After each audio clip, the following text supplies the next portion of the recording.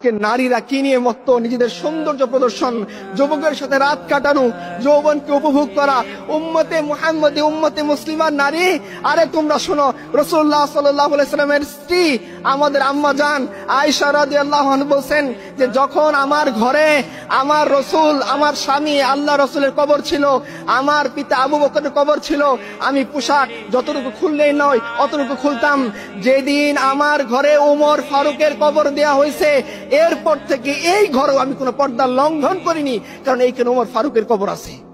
আর আজকে উম্মতে মুসলিমার নারী সে চ্যাট গ্রুপে বলে সে কয়টা পুরুষকে খাইছে। আল্লাহ লানত তোমাদের উপরে। তোমরা জানো না রাসূলুল্লাহ সাল্লাল্লাহু আলাইহি ওয়াসাল্লাম কি বলছেন? তিনি বলছেন এমন একদল নারী আসবে যাদেরকে আমি দেখিনি, তারা পোশাক পরা সত্ত্বেও উলঙ্গ থাকবে, তারা জান্নাতে যাবে তো যাবে না, জান্নাতের ঘ্রাণও পাবে না। তোমরা শুনোনি এই কথা? তোমরা উম্মতে মুসলিমার নারী আর তোমরা যুবকদের সাথে গিয়ে এই বাজে কাজে লিপ্ত হও। তোমরা ভ্যালেন্টাইন্স ডে উৎপন্ন করো, তোমাদের দেখে তো শয়তানও হাসে। তোমরা কি ধরনের সংস্কৃতি বেছে নিয়েছো? তোমরা আম্মা জান আয়েশা খাদিজার কালচার তোমাদের মনে নেই?